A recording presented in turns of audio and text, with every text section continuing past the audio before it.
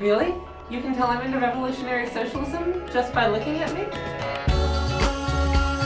So for today's video, I'm going to be talking about a topic that has been on my mind a bit recently, and it's why transgender people so often tend to be radical leftists, socialists, communists, what have you.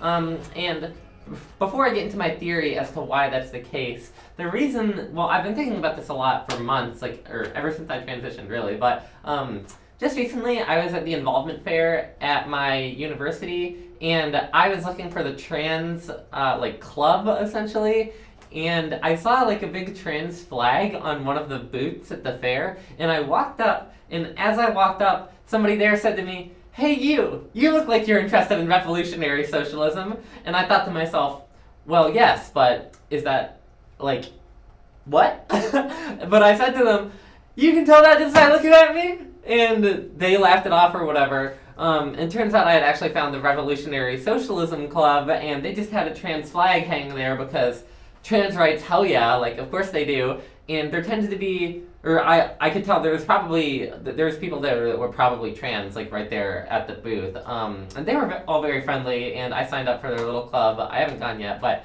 it just got me thinking about, A, you look like you're interested in revolutionary socialism. Really, you can tell that just by looking at me? That's what I said to him, but that's really what I was thinking. I'm not dressed like a fucking socialist. I don't know what a socialist looks like, but sure, I'm interested in revolutionary socialism, so could they tell just because I'm trans? And also, all the people there were trans. Not all the people, but a bunch of them looked trans, and they had the trans flag, so it's there's this very definite association between transgender identity and radical leftism. So yeah, I really wanted to dig into that and explore it. So I've developed a little bit of a theory here. I'm gonna do my best to outline it for you guys. So I'm gonna start by addressing the obvious point, which is that transgender people are obviously a social minority, and we experience a lot of oppression and discrimination under liberal capitalism.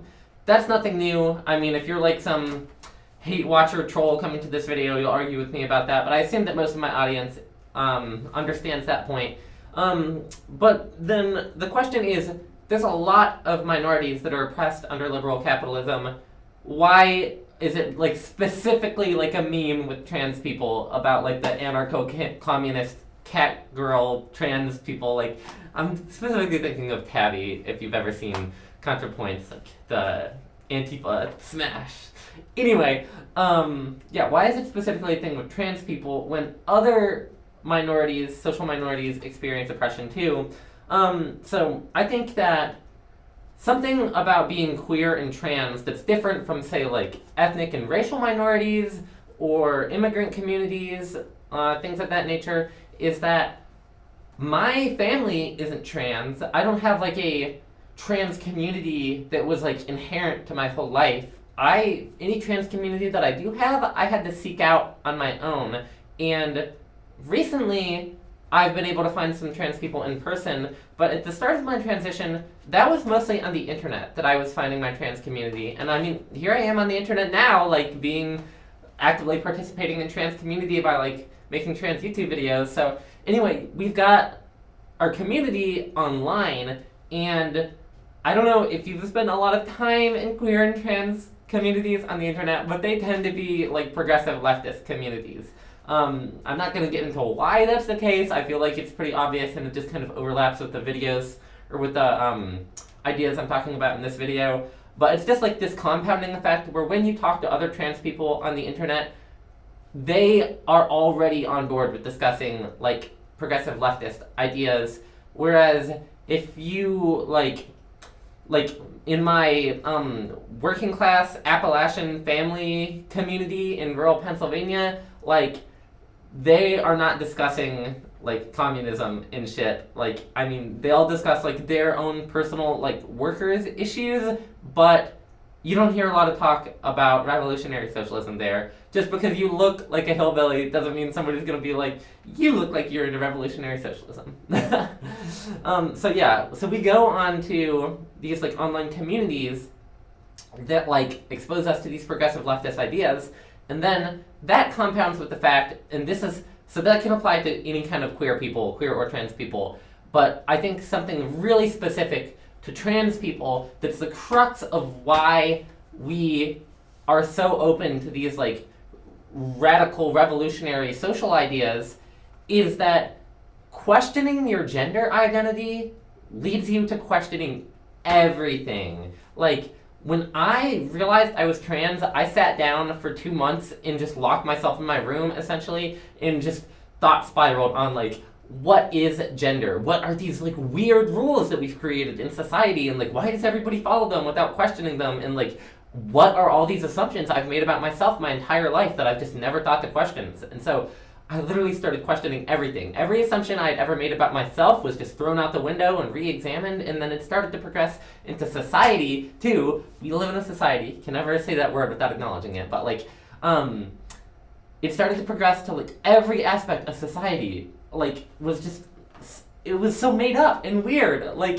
all these assumptions I had about the world just got destroyed and like blown away, and now everything was just like a blank slate, and I could be whoever I wanted to be, fit into society, into any way that I wanted to, and that turned out great for me because then I transitioned, and now I'm fucking this, and try not to swear, but anyway, yeah, that just made me start questioning everything, and I think that's especially true with queer trans people that transition like maybe in their early 20s rather than like early teens or so, because that I think that this is like more of a time in your life where you're opening to questioning those things, and also if you're like a straight trans person, then you have like maybe a little bit more of like an established social role to assimilate into. But queer trans people, we are really on like the fringes of what anybody in society like considers to be normal. So it's like that really encourages us to just break down all these assumptions that anybody has ever had about like the way society should be, or how people are supposed to act, or the way things are supposed to work. Like, we were just questioning everything at this point.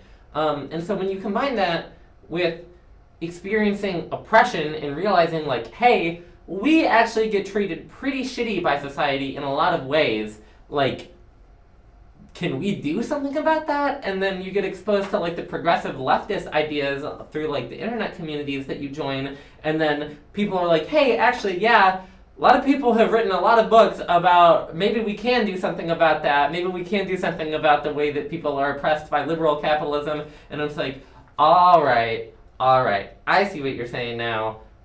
Fucking, god damn it, I'm trying not to swear, I'm sorry. But, all right, so let's become like the Antifa catgirl then, I guess, and go beat up some cops or something.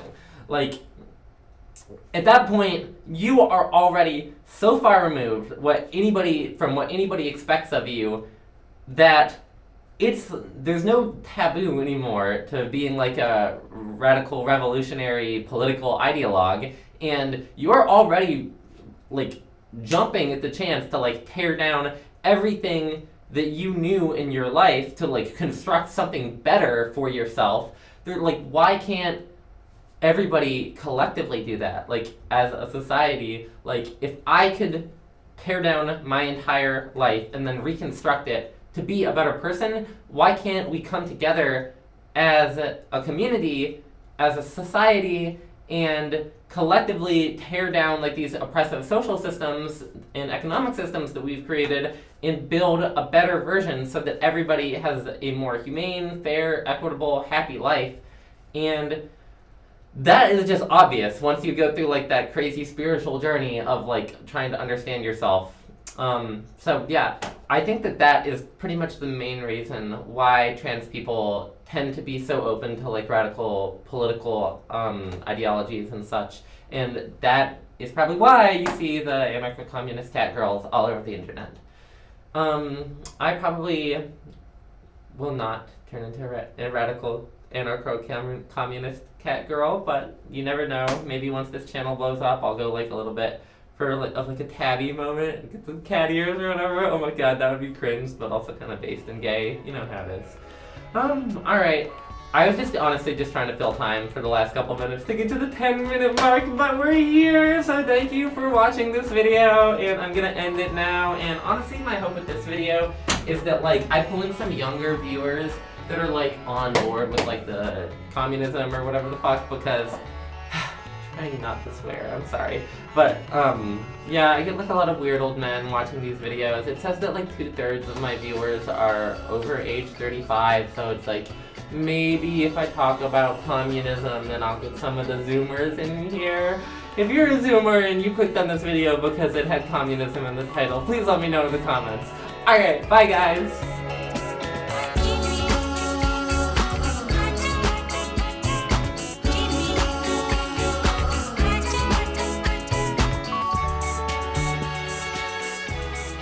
That's right, I'm Sokka. It's pronounced with an aka. Young ladies, I rock ya.